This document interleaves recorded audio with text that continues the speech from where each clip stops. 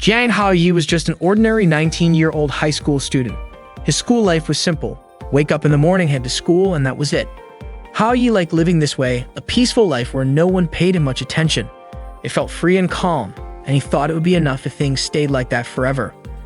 One day, while Haoyi was in class studying, a beautiful girl suddenly entered his classroom. Her name was Zitao. The male students were shocked by her unexpected appearance. Everyone wondered why Zitao had come to their class and couldn't help but admire her figure. Out of nowhere, Zitao grabbed Haoyi's hand while he was daydreaming. Haoyi was stunned and couldn't understand why Zitao was holding his hand. To his surprise, Zitao looked embarrassed. She placed Haoyi's hand on her stomach and declared that she was pregnant with his baby. Haoyi was dumbfounded. He couldn't comprehend what Zitao was saying. His classmates immediately erupted in anger, shocked that someone like Haoyi could have wronged a girl like Zitao. Cameras flashed as they took pictures of him, and some even called him a scumbag. Everyone was in disbelief that Haoyi could do something so outrageous. Zitao claimed that Haoyi's baby in her belly was already 3 months old and asked if he could feel it when he touched her stomach. Furious, Haoyi told her to stop talking as if it were true. He demanded to know who she really was and why she was claiming to be pregnant with his child since he didn't even know her. His classmates didn't believe his protests. They were livid and even threatened him. Desperate, Haoyi pleaded for a chance to explain, but Zitao cut him off. She told him there was no need to explain anything because she and their baby trusted him. Frustrated, Haoyi grabbed Zitao's hand and dragged her out, telling her they needed to talk somewhere else. News about Zitao's pregnancy quickly spread online, and Haoyi became the center of everyone's ridicule. Wherever he went, people followed him, calling him names and shouting insults. Haoyi had to hide just to get away from all the chaos. While he was hiding, Zitao suddenly appeared in front of him with a smile. She teased him, saying the baby in her belly told her that Haoyi's legs were short and he ran too slowly. She even warned him to be careful around her. Exhausted, Haoyi begged her to stop with the nonsense. That same day, the school broadcast system called for Haoyi to report to the teacher's office immediately. Feeling like he was in serious trouble, Haoyi told Zitao to wait for him on the rooftop. As he ran to the office, his classmates swarmed him, chasing him down the hallway. Strangely, Zitao watched from afar and thought Haoyi looked incredibly cool while being pursued. The students continued their chase, throwing objects at him to try and stop him. Confused about why they wouldn't let up, Haoyi spotted the janitor's cleaning supplies. Without hesitation, he grabbed a mop and stood his ground. The students laughed, mocking him for holding nothing but a mop handle. However, Haoyi threw the handle, knocking down several students in one hit. They groaned in pain, shocked by the unexpected attack. Haoyi argued that he was forced to do it since they wouldn't leave him alone. Suddenly, someone pulled him into the girls' restroom. It was Tang Suan, the sports captain, and her friends. They beat him up mercilessly. Suan demanded that Haoyi explain the news that had gone viral online. Haoyi insisted that he didn't know anything. Furious, Suan accused him of being heartless and not understanding her pain. Instead of responding, Haoyi's eyes drifted towards Suan's chest, and she punched him immediately. Annoyed, Suan reminded him that he used to call her by name when they were together, yet now he acted like he didn't know her. Her friends questioned why Suan never told them about Haoyi before. They were angry at Haoyi for making Suan cry and prepared to beat him up again. However, Suan stopped them, saying it was between her and Haoyi and they shouldn't interfere. Suan leaned down close to Haoyi, her voice suddenly soft and sweet. She told him to come clean about his relationship with Zitao, or she would do something much worse to him. Haoyi sat there, completely overwhelmed, unsure of how to escape the chaos surrounding him. Haoyi couldn't understand why Suan was doing this to him. Still, he insisted that he really wasn't close to Zitao. Hearing that, Suan hit Haoyi again.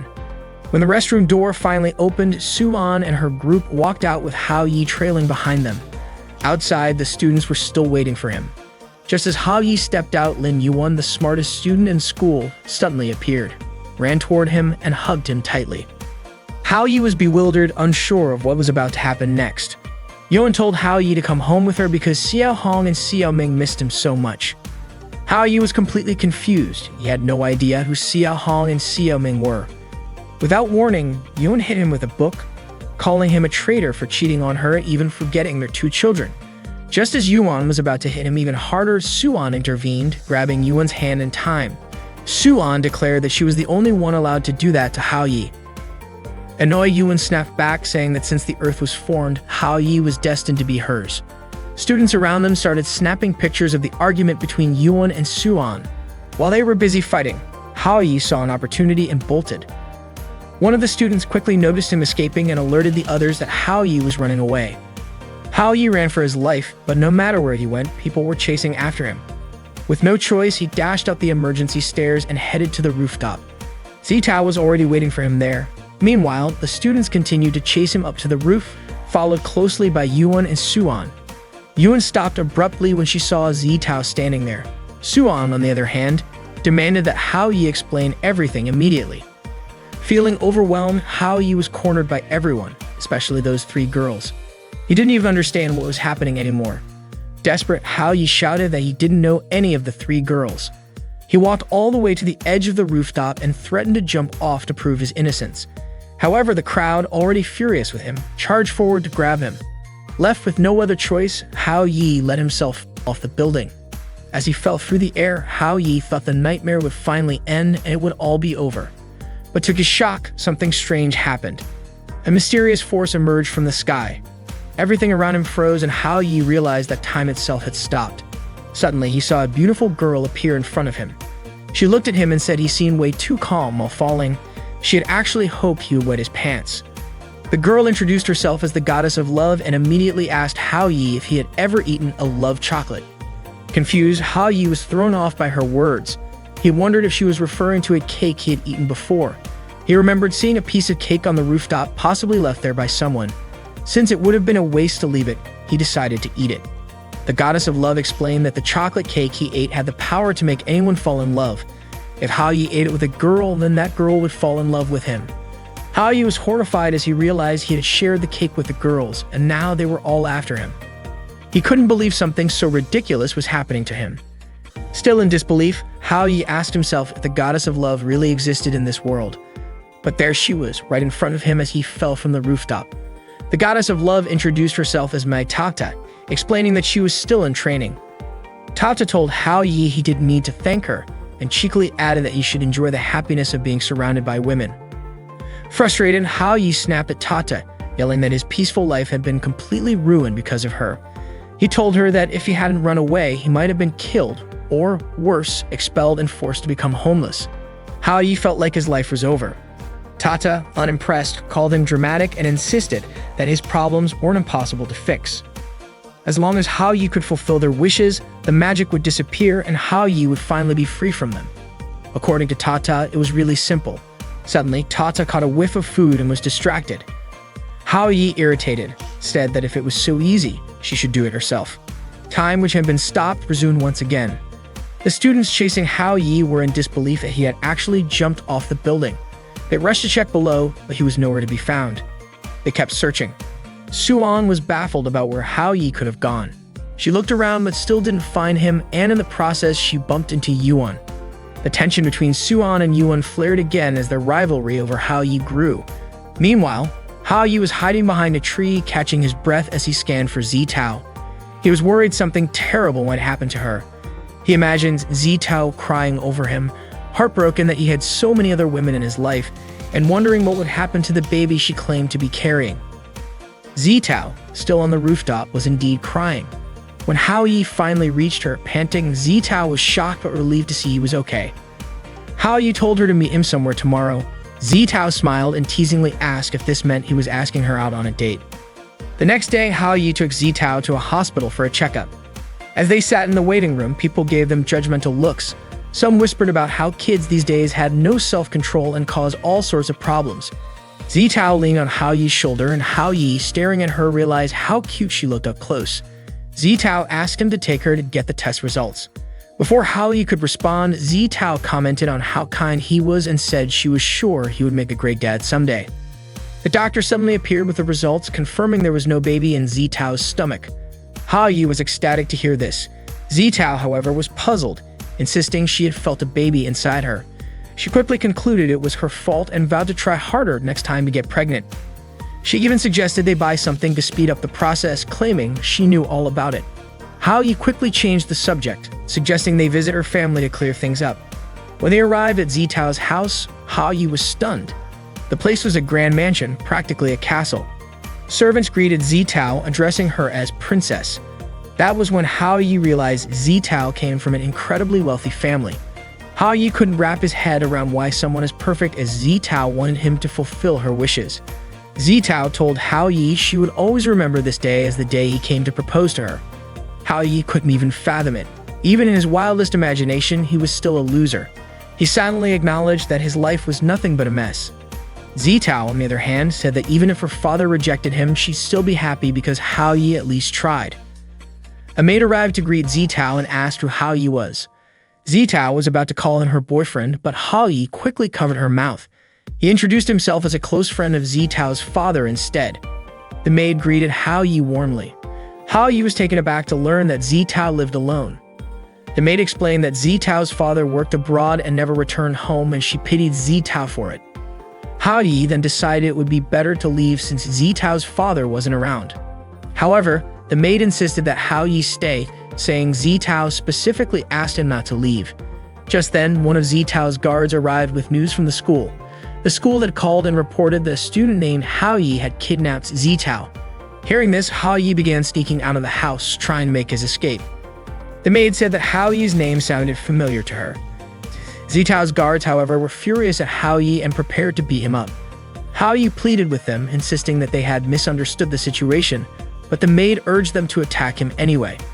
Hao Yi ended up getting severely beaten. Zitao arrived just in time and ordered her guards to release Hao Yi, declaring that she and Hao Yi were in love. The guards hesitated momentarily, but one of them scoffed and said that if Zitao truly loved someone like Hao Yi, the world might as well be ending. He instructed the others to finish Hao Yi off. Once again, Hao Yi was brutally attacked. Zitao shouted that she didn't care if Hao Yi was poor or unemployed. Even if the best he could do was support her as a scavenger, she would still marry him. Despite her words, the guards showed no mercy and continued to pummel Hao Yi. Through her tears, Zitao vowed to try harder next time, even though she wasn't pregnant anymore. She encouraged Hao Yi to give it his best tomorrow as well. Hearing this, the guards became even more enraged and intensified their assault on Hao Yi. Zitao finally pleaded with them to stop torturing Hao Yi. By now, Hao Yi had been thrown against a wall and gasping for air, begged Zitao to stop talking. Zitao quickly pulled Hao Yi to his feet and dragged him into her room, slamming the door shut behind them. The guards pounded relentlessly on Zitao's door, demanding to know what Hao Yi was doing inside. Zitao refused to open it and declared that her love for Hao Yi was pure and true. Hao Yi panicked, clamped his hand over Zitao's mouth, begging her to stop shouting. The guards outside kept banging on the door, warning Zitao not to fall for Hao Yi's tricks. Meanwhile, Hao Yi let out a frustrated sigh and accidentally noticed an old calendar sitting on Zitao's desk. On the calendar was a note marking the best day ever, the day she had lunch with her father.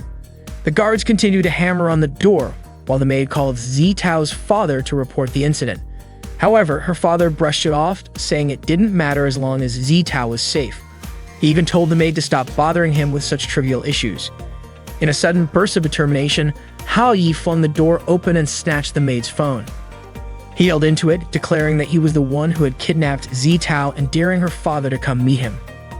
The guards, surprisingly impressed by Hao Yi's courage, decided to prepare a meal for him so he wouldn't be hungry when meeting Zitao's father. Not long after, 2 helicopters landed in the yard and several cars arrived to secure the property's entrance. Hao Yi braced himself, convinced that wealth could only be achieved through hard work. He knew he had come too far to back down now. Zitao's father finally arrived at the house, greeted with reverence by the guards as they lined up to welcome him. Zitao's father arrived in front of his house with his subordinates, and all the bodyguards respectfully greeted him. Hao Yi could feel the intimidating aura emanating from Zitao's father. Zitao's father remarked that Hao Yi was quite bold for summoning him. He then ordered his subordinates to keep an eye on Hao Yi. Hao Yi, feeling relieved that perhaps nothing would happen, quickly had his hopes dashed when Zitao's father commanded his men to teach Hao Yi a lesson. Once again, Hao Yi was surrounded and beaten up. Zitao tried to intervene, telling her father that Hao Yi was innocent.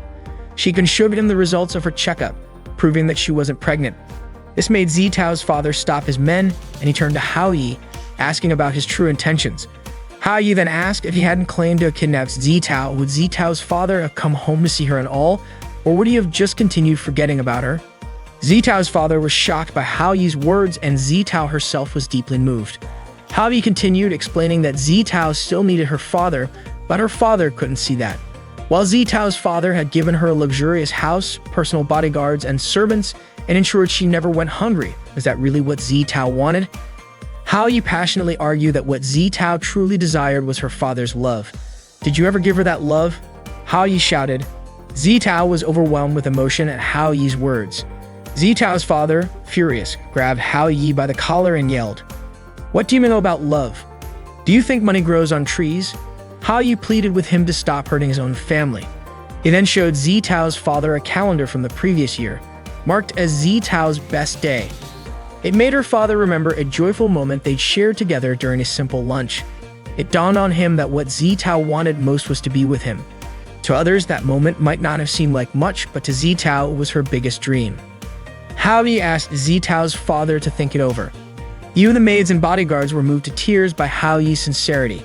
They praised him, saying he was a truly good person. Hao Yi then said his goodbyes, running off quickly in an attempt to escape. However, it turned out he was just running in circles and ended up right back where he started. Zitao caught up to him and placed a hand on his shoulder. Confused, Hao Yi asked how she caught up so fast.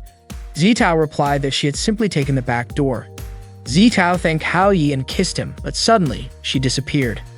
Hao Yi was stunned and wondered what had just happened. Had Zitao vanished? Out of nowhere, Tata appeared, explaining that Zitao hadn't disappeared. Instead, her magic had worn off. Tata congratulated Hao Yi for fulfilling Zitao's wish. Meanwhile, Zitao lay asleep in her bedroom. Her father approached her and asked if she'd like to have lunch with him. Tata admitted she was surprised Hao Yi resolved everything so quickly. Hao Yi grumbled that he simply hated overly complicated problems. He left in a hurry, muttering that his life had nearly ended because of Zitao, but was thankfully resolved in just 2 days. At least he didn't have to see Zitao sad anymore. Tata smiled at Hao Yi's seriousness. The next day, on his way to school, Hao Yi tripped and found a flyer that featured him being sought after as Yuan's husband. Flyers were scattered everywhere around the school. Hao Yi was dumbfounded and wondered what on earth was happening now. He didn't know when all this trouble would finally end, and even compared himself to the legendary king of a harem who achieved eternal happiness. If only that were true for him. Trying to avoid attention, Hao Yi covered his face and crept toward his classroom. He even resorted to crawling to his seat. Meanwhile, a girl was seen searching for Hao Yi, eventually discovering which class he was in. Hao Yi finally made it to his desk, but suddenly caught a familiar fragrance. He looked up to see Zitao standing in front of him, asking if he wanted to go out with her. Hao Yi was shocked and asked how Zitao could remember him. She smiled and replied, "How could I ever forget you?"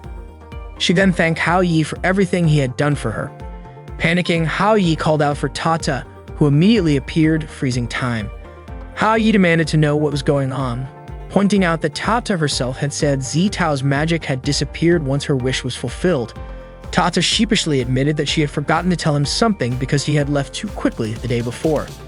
When the love magic ended, the enchanted memories also disappeared, but normal memories remained intact. Everything that happened during those 2 days would not be forgotten by Zitao, which meant that whatever feelings Zitao had for Hao Yi came from her heart alone. Before Hao Yi could complain to Tata about all the trouble, Tata suddenly disappeared and time resumed as normal.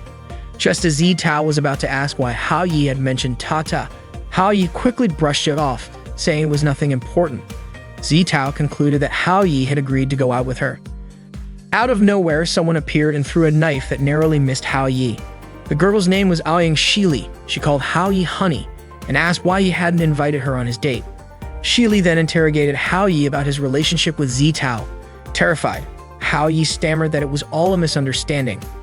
Shili, however, declared that she would clear up the misunderstanding herself. Without warning, she kissed Hao Yi fiercely on the lips, shocking their classmates, who shouted about how daring the two of them were. Shili then smugly asked Zitao if she understood now that Hao Yi belonged to her. Hao Yi, rendered helpless by Shili, desperately asked for help.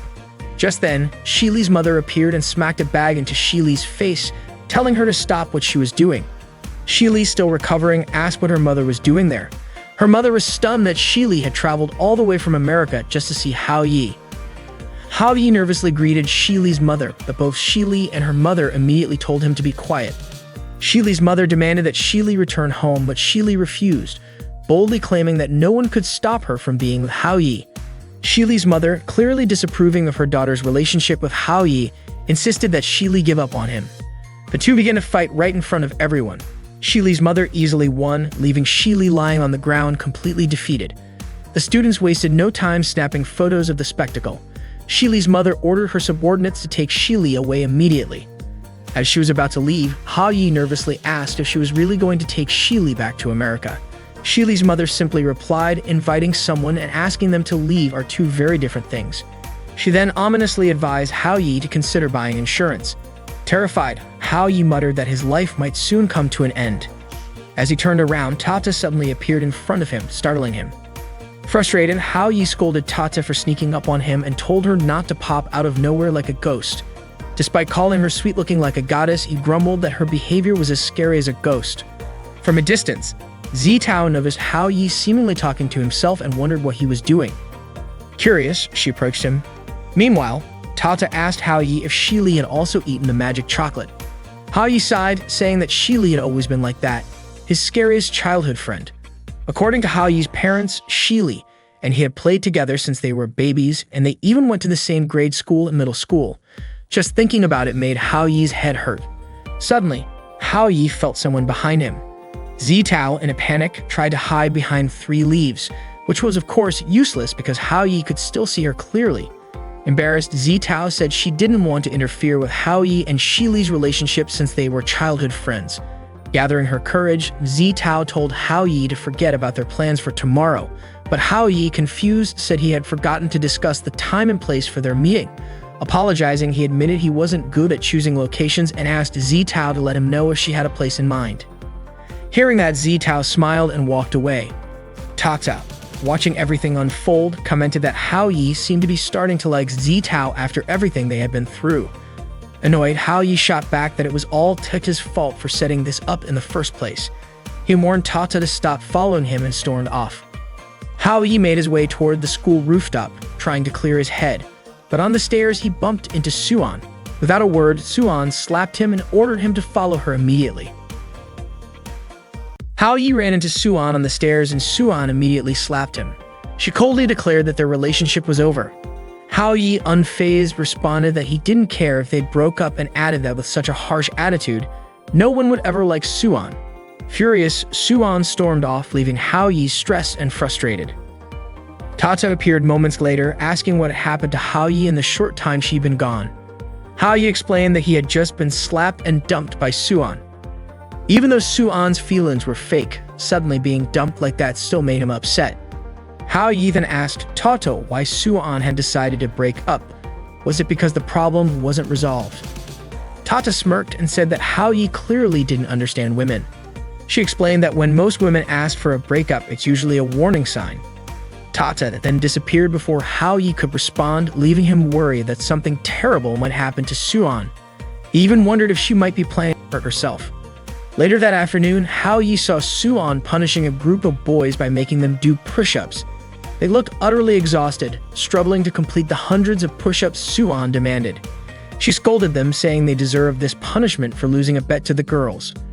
One of the boys begged for forgiveness, promising they wouldn't underestimate her again.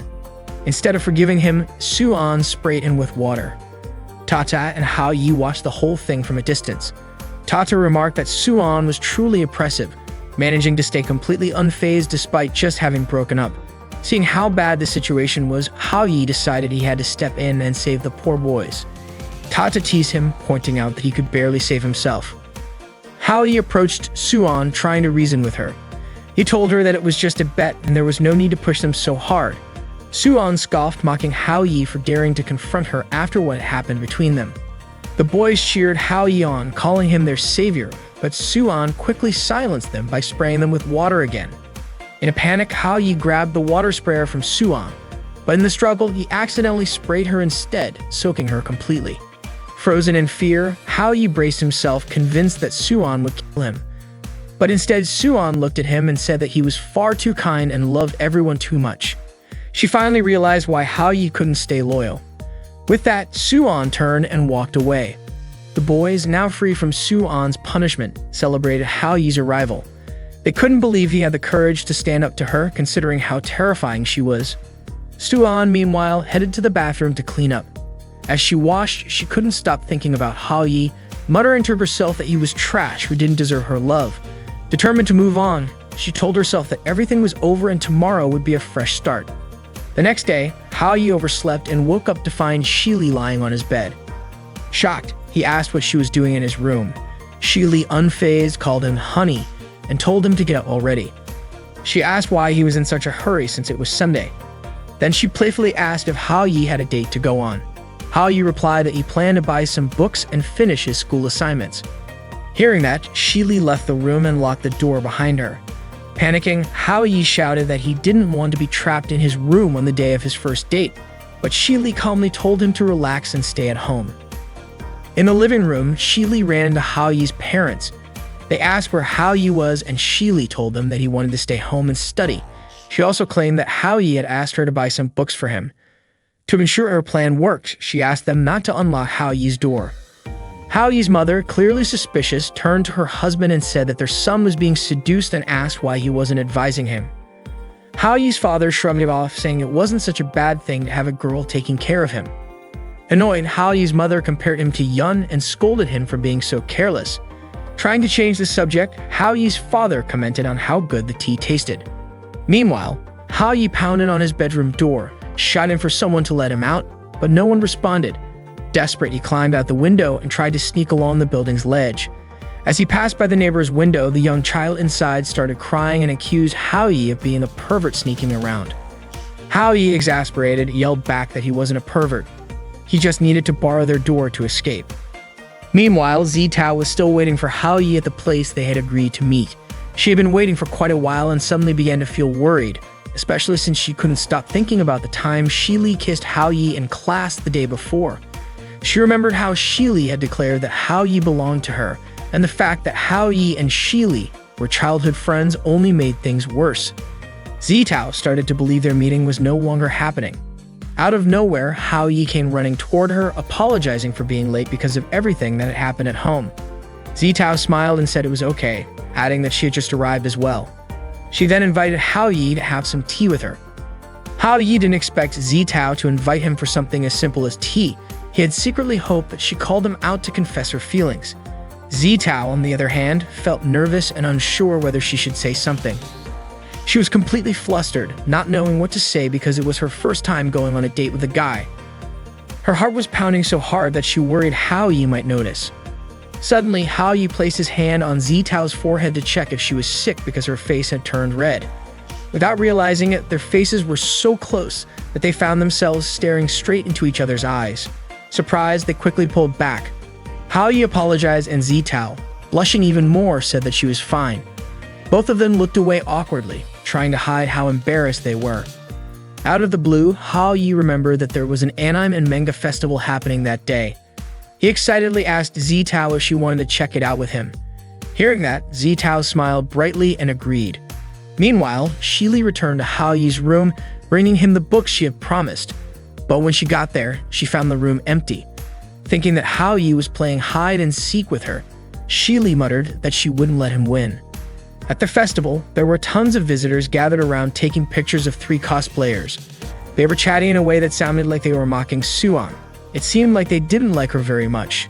As Zitao and Hao-yi walked past, many visitors turned to stare at Zitao, captivated by her beauty. Zitao really wanted to hold Hao-yi's hand, but she couldn't bring herself to do it. Hao-yi also wished Zitao would hold his hand, and for a moment, he thought about taking the initiative himself. But the crowd was too overwhelming, and the moment never felt quite right. Suddenly, a group of people came rushing through, shouting Suan's name. The crowd was so frantic that they bumped into Zitao, who nearly fell. Thankfully, Hao-yi quickly caught her before she hit the ground.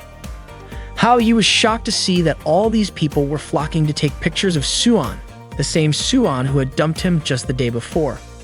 At the festival, Suan looked incredibly sweet and charming, completely different from the strong and brash version of her at school. When Suan turned around and noticed Hao-yi standing there, she froze in shock. She hadn't expected to see him at the festival. At the anime and manga festival, Suan was cosplaying when she suddenly spotted Hao-yi arriving at the event. She wanted to chase after him, but the large crowd of visitors taking pictures of her made it hard to get away. Eventually, Suan managed to approach Hao Yi and immediately asked why he came to the festival. Was it just to make fun of her? Out of nowhere, Zitao called out to Hao Yi, saying that the visitors at the festival were really scary. They kept taking photos, which made Zitao anxious. Suddenly, Suan noticed some of her sports club members at the festival, so she quickly grabbed Hao Yi and Zitao to move them somewhere else. In the middle of the situation, Suan had no choice but to flash a sweet smile at the visitors, calling out her name. The crowd nearly fainted from how adorable she looked. Meanwhile, Shili had just arrived at the festival entrance. She was carrying a sword, and the visitors were in awe, thinking she was a cosplayer because she looked so cool. However, Shili wasn't there for fun. She came looking for Hao Yi, knowing he couldn't escape her. Suan pulled Hao Yi and Zitao into a room to avoid being seen by her sports club members. Hao Yi teased Suan, saying he didn't expect her to enjoy cosplay and that it actually suited her. Suan got annoyed, snapping back that Hao Yi was still making fun of her. Hao Yi denied it, saying he wasn't mocking her, he was complimenting her. Suan then covered Hao Yi's mouth and grumbled that she wouldn't be hiding like this if it weren't for him. Hao Yi asked why she needed to hide since she looked cute. Hearing this, Zitao began to think that maybe Hao Yi had a thing for cat costumes. Suan then admitted that she didn't actually like doing this. Ever since she started school, the girls in their class were constantly harassed by the boys. At first, the boys were just staring at the pretty girls. But then two girls who weren't particularly attractive and were more muscular showed up. The boys immediately chased those two girls away. It didn't stop there. The boys continued to bully them, calling them ugly and claiming they were full of viruses. The two girls were insulted, splashed with water, and treated like trash. They ended up crying because they couldn't stand the bullying anymore. Seeing this, Suan was furious and immediately stepped in to teach the boys a lesson. She fought off the boys, which left the two bullied girls amazed. Suan then asked them if they didn't want to fight back. The two girls said Suan was incredible and that they wanted to follow her. From that day on, Suan protected the girls at school. Everyone started to see her as a role model, so she couldn't let them see her in cute outfits like this. If they ever did, they'd feel disappointed, thinking she was just messing with them. They would probably abandon her, leaving her completely alone. Hao Yi pointed out that even though Suan's intentions were good, she was still hiding her true self from others. He told her that she should show people who she really was instead of living in hiding like this. Suan shot back, saying someone like Hao Yi would never understand her feelings. She then called him a Capricorn and added that she absolutely hated him. Confused, Hao Yi asked what being a Capricorn had to do with anything. Suddenly, an announcement came over the loudspeaker saying that the 12th River City Women's Competition was about to start. Zitao quickly reminded them that the cosplay competition seemed like it was starting soon. However, Suan said it was pointless because the competition required 3 participants to enter. If they didn't have 3 people, they couldn't compete, which was why she always came alone to defend her title. But now she no longer had the right to participate. Zitao seemed to understand the situation and then came up with an idea. Since they needed 3 people, she suggested that she and Hao Yi join Suan to compete together. Suan was surprised that such an idea could work. However, Hao Yi thought it was impossible since he was a guy. But Suan didn't care. She immediately dragged Hao Yi to the dressing room to get him ready as a female cosplayer. While they were busy transforming Hao Yi, Shili spotted them. With a bit of persuasion, Hao Yi finally transformed into an incredibly adorable female cosplayer. Suan commented that Hao Yi looked so pretty, even she felt jealous of him. Zitao also agreed, saying Hao Yi looked stunning. When Hao Yi stepped out of the dressing room and saw himself in the mirror, he was completely shocked by his appearance. He practiced greeting the visitors with cute gestures and introduced himself as Yi. However, he couldn't help but feel disgusted with himself for acting that way. Unbeknownst to him, Shili was snapping photos of him from afar. Annoyed at Hao Yi for lying to her, she still couldn't help but admire his cross-dressing. She thought it was so cute that she could just eat him up in one bite. Shili decided she had a new plan to have some fun with Hao Yi. Suddenly, Suan burst into tears after discovering that the outfit she planned to wear for the competition had been torn. Zitao wondered who could have done something so cruel to Suan. Hao Yi recalled that there were people who didn't want Suan to win, so they resorted to dirty tricks like this. Hao Yi asked Suan why she didn't just wear another outfit since this one was ruined. However, Suan misunderstood him, thinking he was implying that someone like her wasn't suited to wear something like that. Hao Yi immediately clarified that he didn't mean it that way, but Suan, now upset, snapped that she didn't need his pity. She cried and ran off, leaving Hao Yi calling after her, but he couldn't stop her. The ones who ruined Suwon's outfit were the same girls who had been gossiping about her in the lobby earlier. They had planned this sabotage so they could win the competition themselves. Haoyi asked Zitao if Suwon's outfit was expensive. Zitao explained that the first time Suwon won, it was because she wore a costume she had made herself, which was irreplaceable to her. Suwon dropped the torn outfit and ran outside. Haoyi finally understood why Suwon was so determined to protect her secret. She was very careful about how others saw her. At that moment, Suwon seemed to have lost the will to fight back, but what mattered most was that they still needed to participate in the competition and win it. While in the bathroom, Haoyi tried to recall what a cosplayer needed to do. First, introduce themselves, then showcase their unique appeal as the main attraction. He still hadn't found Suwon, and Zitao hadn't managed to find a suitable outfit yet. It seemed like Haoyi would have to go on stage first. Suddenly, Tata appeared, startling him. Haoyi reminded her that she was in the men's bathroom. Tata nonchalantly asked if Haoyi was having trouble. Haoyi asked her how he could win the cosplay competition and surprise everyone. An idea popped into his head as he thought about the concept of surprises, and he stared at Tata. Feeling awkward under Haoyi's gaze, Tata squirmed uncomfortably. The Anan cosplay competition for women finally began, and Haoyi, now introducing himself as Yai, had to go first. He felt a little nervous because the crowd was huge. Some girls mocked the silly name he used, asking if his stupid disguise was aiming for first place. They jeered at him, making fun of his efforts. Determined, Haoyi reassured himself that he could do this. As he stepped onto the stage, he felt incredibly nervous under the stares of the audience and the constant flash of cameras. He tried to greet them, but in his nervousness, he tripped and fell. The crowd erupted into laughter, calling him useless and pathetic. Haoyi froze for a moment, but then suddenly put on the cutest face he could muster, smiled sweetly, and told them to stop yelling at him. The entire crowd was stunned. They immediately started praising him, exclaiming how adorable he was. In an instant, they all fell for Haoyi's charm. The girls who had mocked him earlier realized that the competition wasn't just about scoring points. Popularity was what truly mattered. Haoyi had managed to win the crowd over. He promised himself that next time he'd do even better and left the rest to Suwon and Zitao. He wasn't going to give up. Meanwhile, Tata was searching for Suwon, but she was having a hard time because everyone at the event looked so similar. Zitao was still running around frantically, trying to find where Suwon had gone. Haoyi begged the host to give him more time to wait for his two friends. He kept pleading for just a little more time, but the host refused, saying that 3 groups had already performed and they couldn't keep delaying Haoyi's group. If this continued, Haoyi's group would be disqualified from the competition. The host urged Haoyi to resolve his group's issues quickly. He then announced that the next group to perform was Haoyi's. Haoyi stepped onto the stage and stood frozen for a moment, prompting the host to ask why he was just standing there. The crowd started chanting Suwon's name over and over. From above, Suwon could see Haoyi. Gathering his courage, Haoyi finally spoke up to calm everyone down. Then he began to sing in his cutest style. The audience loved it, but they continued shouting for Suwon, demanding that she appear on stage. Hearing the crowd scream for Suwon made Haoyi stop singing. Backstage, the 3 cosplayers who had sabotaged Suwon's costume were watching Haoyi perform. They were confident the audience would quickly grow bored of Haoyi's performance, even calling it a clown act. The audience kept shouting for Suwon to appear, and Haoyi pleaded with them to listen. He explained that he had come to the festival with a friend and said he thought Suwon was the one suffering the most. To avoid hurting anyone's feelings, Suwon always tried to hide her true self, but no one realized just how much she hid the things she loved. Haoyi went on, saying that he had seen how much Suwon truly enjoyed cosplaying.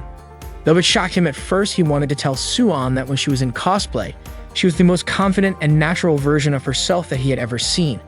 Haoyi then shouted, asking where Suwon was and if she could hear him. He begged her to come out. Suddenly, the railing above the stage broke and Suwon fell. The crowd gasped in fear, worried something terrible would happen to her. At that moment, time seemed to stop. Haoyi moved effortlessly, catching Suwon and pulling her into a hug. Miraculously, they both transformed into new costumes. The crowd erupted into cheers, amazed at Haoyi and Suwon's incredible appearance. People in the audience speculated that they must have had tons of sponsors and spent a fortune on their costumes. Cameras flashed non-stop as everyone took pictures of them. Haoyi turned to Suwon, asking if she was okay. The host announced that it looked like they already had their winner since the crowd's reaction was so enthusiastic. In the middle of the audience, Zitao watched Hao Yi and Suan's performance and admitted that it was truly amazing, though she couldn't help but feel a little sad that she wasn't the one up there. The host even joked that he never expected Hao Yi to know magic tricks. Suan looked at Hao Yi and said it didn't seem like magic at all, demanding that he explain what had really happened. Hao Yi, however, couldn't bring himself to tell her. Tata, watching from backstage, sighed in relief, grateful that everything had been done just in time. Meanwhile, Shili was watching Hao Yi and Suan from behind the stage, annoyed that Suan had suddenly gained so much confidence after Hao Yi changed her look. Calling Suan slag, Shili muttered that she wanted to cut Suan in half. Suddenly, Shili overheard some girls talking about Suan. They were surprised Suan had still performed even after they had torn her costume. They admitted that Hao Yi looked really cute and even discussed inviting Hao Yi to join their group next time. They couldn't stop gushing about how sweet Hao Yi was. Hearing this, Shili grew furious. Realizing that these girls were planning to steal Hao Yi, she decided to teach them a lesson. In the dressing room, Suan was visibly exhausted after the competition. Hao Yi asked her if she was okay, reminding her that they had won. Suan scolded Hao Yi for being in the women's dressing room and told him to leave. Hao Yi explained that his clothes were inside the room. Suan told him to wait outside and said she would change first. Hao Yi insisted that he should go first since he could change quickly, but Suan refused. They began bickering over who should change first. In the middle of their squabble, Suan shoved Hao Yi. Suddenly, they found themselves undressed and face to face. Suan froze for a moment before slapping Hao Yi across the face. Suan quickly shut the door, but Hao Yi shouted that his clothes were still inside. Without hesitation, Suan threw his clothes and shoes out at him, slammed the door shut again, and called him a pervert. Just then, Tata approached Hao Yi and asked if he was in trouble. Frustrated, Hao Yi snapped at her, asking how she could even ask such a question. After all, wasn't she the one who had caused all this mess? Tata froze in shock, only to realize Hao Yi was undressed. Embarrassed, she covered her eyes and told him to get dressed quickly out of respect for the goddess who had helped him. Hao Yi, still annoyed, blamed Tata for not warning him that the outfit would disappear after some time. Apologetic, Tata admitted she wasn't very skilled with magic and often made mistakes when nervous. She confessed she had the lowest rank among all her peers. Hao Yi softened and reassured Tata that it wasn't her fault. He admitted that if she hadn't shown up at the right moment, he wouldn't have been able to save Suan. Hao Yi then thanked Tata, acknowledging that it was thanks to her always watching over him. Tata found herself marveling at how strange humans could be. Zitao then approached Hao Yi, inviting him to head home. Hao Yi suddenly realized he had forgotten about her entirely. He asked if Suan would be joining them on the way back, but Suan told him to go ahead without her. Curious, Suan asked why Hao Yi would even consider inviting her to walk home with him.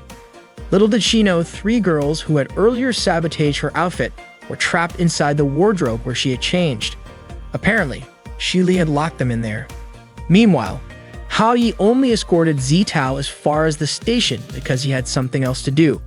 Zitao assumed it must be related to Suan. Before parting ways, Zitao thanked Hao Yi for walking her to the station, saying she had a wonderful day. As she left, Hao Yi found himself thinking about how considerate Zitao was. Still, his mind wandered back to Suan. How was she doing? As Suan walked out of the building alone, Hao Yi suddenly called out to her. She turned around, scanning for the source of the voice. Spotting Hao Yi by himself, Suan asked where Zitao was. Hao Yi explained that he had sent Zitao home without him because there was something he wanted to talk about with Suan. Surprised, Suan asked if Hao Yi felt sorry for her. Without missing a beat, Hao Yi invited Suan to come over to his place and stay the night. Furious, Suan slapped Hao Yi across the face and called him a pervert. She ran off, shouting that she didn't want to talk to him ever again. As he rubbed his cheek, Hao Yi realized that the love spell on Suan must have worn off now that his wish had been fulfilled. Still, he wondered when Suan would ever show her true self. That night, Hao Yi arrived at a woman's house. When she opened the door, she immediately commented on how long it had been since Hao Yi had visited, especially at such a late hour. Smiling, she invited him inside. That night, Hao Yi went to the home of his teacher, Jiran. Ran opened the door and commented on how long it had been since Hao Yi last visited her, especially considering it was already late at night. She invited Hao Yi in and he asked if she was also staying up late. Hao-yi was startled when he saw Ron's revealing outfit and asked if she could wear something a bit more modest. Ran responded by asking what exactly Hao-yi was worried about, especially since it was just the two of them in the house. It became clear to Hao-yi that Ran hadn't changed at all. Ran's house was a complete mess, filled with trash from food and drinks. Hao-yi couldn't believe how long it had been since Ron last cleaned. He was suddenly shocked to see a bride lying on a chair. He thought to himself that it was no wonder Ron was still single. Her life was so chaotic. The sink was overflowing with dirty dishes and her fridge was empty. Hao-yi remarked that even a mouse would starve if it lived in her house. Ray then asked why Hao-yi had come to see her. Was it because his new girlfriend, Shili, was bothering him again? Hao-yi quickly clarified that Shili wasn't his girlfriend. She was just a childhood friend. When they were kids, Shili used to cry because Hao-yi was always better at everything, even though she tried her best, but still couldn't surpass him. To comfort her, Hao-yi told Shili she would definitely do better one day. A few days later, Hao-yi noticed something strange about Shili. He was puzzled as to why she kept chasing him and hitting him. Shili yelled at him, accusing him of lying to her. Hao-yi had told her that her grades would surpass his, but reality didn't match his words. Frustrated, Shili demanded Hao-yi tear up his exam papers so they could compete on a level playing field again. Of course, Hao-yi refused and chose to run away instead. This made Shili even angrier with him. In middle school, Hao-yi's grades remained higher than Shili's, which annoyed her to no end. She started hitting him again and even threatened him not to upset her further. Since then, Hao-yi decided to intentionally let Shili win. Shili was delighted by her victories, and the two of them managed to get through middle school without further problems. However, during summer classes, Shili shouted from outside the classroom, saying she didn't care if Hao-yi's grades weren't as good as hers. She wanted him to go to America with her, and she would cover all the expenses. Hao-yi opened the classroom window and told Shili to stop as he had no intention of going with her. The other students gathered around, curious about the commotion. Shili suddenly proposed a bet. If her grades were better than Hao-yi's in the next exam, he would have to go to America with her and attend school there. In the following exam, Hao-yi achieved the highest score. His classmates were surprised by his sudden improvement. Shili confronted him and asked if he hated her or if he truly didn't want to go to America with her. Hao-yi assured her it wasn't like that and asked her not to misunderstand. Shili started crying and walked away. Hao-yi couldn't help but wonder if Shili's life was more difficult than he realized. Ray then asked if Hao-yi was tired of always letting Shili win. Hao-yi replied that in the next exam he would try even harder, and if there was anything he didn't understand, he would call Ran for help. Ran was shocked, saying it had been a long time since she'd seen Hao-yi so serious. She offered him a drink, which he accepted. That same night, Zitao wanted to send a message to Hao-yi but couldn't decide what to write. Suddenly, Hao-yi messaged her first. Zitao felt touched by Hao-yi's thoughtfulness. Even though she was happy that Hao-yi had helped Suan, she secretly wished she could have Hao-yi all to herself. Meanwhile, a drunk Ron started getting closer to Hao-yi. He told her to stop acting wild because it wasn't funny at all. He explained that he came over because of a friend. Hearing the word friend, Rain began to wonder if Hao-yi had someone else in mind. She mentioned that Hao-yi was quite attractive, and because he was kind and friendly, it wasn't surprising if he had made girlfriends. Hao-yi asked her to stop saying nonsense, especially since he considered himself a loner. Rain eventually fell asleep from drinking. The next morning, when Hao-yi was about to leave, Rain intentionally called out to him loudly, referring to him as darling. Everyone nearby started gossiping, calling Hao-yi a shameless young man, assuming he was in a relationship with an older woman. Frustrated, Hao-yi ran away to avoid further embarrassment. That day, Suan was leading a training session with her sports club members. Her leadership style had softened a bit compared to before. Two male students noticed the change, commenting on how Suan had looked intimidating and stern during practice just the week before. Suddenly, Suan approached them, noting how energetic they seemed. Without warning, she punished them by assigning them an extremely heavy weight to lift. Everyone cheered for the two male students as Suan encouraged them, saying that since they were training with the girls, they needed to set a good example. The boys muttered that Suan's idea of encouragement was more like torture. Suan overheard them, smirked, and playfully tickled one of them before patting his back and telling them to give it their all. Hao-yi then arrived looking for Suan. Without hesitation, Suan dragged Hao-yi outside. Hao-yi asked why she was pulling him away. Suan replied that they had already broken up and it would be awkward if others saw them together. She suggested they talk elsewhere. Out of the blue, Hao-yi announced that he wanted to challenge the entire club to a bet. He explained that he would compete against anyone in the club, and the loser would have to fulfill the winner's request without question. Hao-yi then laid out the rules. if any of them outperformed him in the upcoming midterm exams, they would win. Suan's friends were confused about why Hao Yi was dragging them into it. Hao Yi continued, adding that if he didn't get the highest score in the school, they would also win. He teased Suan, asking if those rules weren't already in her favor. The male students thought Hao Yi was crazy, calling it academic suicide, especially since Lin Yuan was ranked first in the school. Hao Yi asked who among them would step up to protect Suan. Suan was baffled by Hao Yi's logic. It was clear he would lose, especially since one of her subordinates, Qiaokeli-ing, was in the school's top 10 rankings. Suan's friends urged her to accept the challenge, promising they would back her up. Suan reluctantly agreed. Hao Yi left, saying he would return in a week. From that moment on, Hao Yi focused entirely on studying. Later, Hao Yi was studying in the library and Zitao happened to be there too. She overheard some students talking about Hao Yi, saying he had made a bet with Suan. They mentioned that if Hao Yi didn't get the top score, he might even get expelled, which was why he was so determined to study. Suan observed Hao Yi from behind a bookshelf, still unsure of what was going through his mind. That evening, heavy rain poured down unexpectedly, even though it had been sunny earlier. Hao Yi, still studying, decided to go to bed early to prepare for the exams the next day. As he moved to close his window, he noticed Shili standing outside in the rain. Without hesitation, he grabbed an umbrella and went downstairs to meet her. Seeing Hao Yi, Shili ran toward him and hugged him tightly. She confessed that someone had insulted her again and asked if she was a disappointment despite her efforts to change. Hao Yi understood how Shili felt. He assured her that she wasn't a disappointment and embraced her, telling her to stop dwelling on negative thoughts. That morning, Hao Yi was on the train heading to school. Still groggy from the night before, he recalled how he had escorted Shili home. Shili's mother had thanked him, explaining that Shili had been unwell lately and she couldn't let her go to school alone.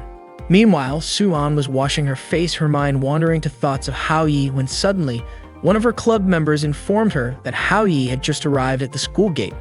Zitao approached Hao Yi, noting that he looked exhausted. Concerned, she asked if he was sure he could handle the exam in his condition. Hao Yi reassured her that he was prepared. Not long after, Suan and her sports club members intercepted him.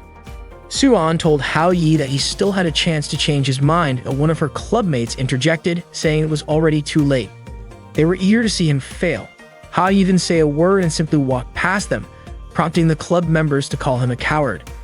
Suan, however, remained curious about what was going through his mind. The exam began with Ran supervising Hao Yi's class. She suspected that once Hao Yi focused, he might surprise everyone. To Ran, there was something undeniably endearing about Hao Yi. Before long, Hao Yi left the exam room.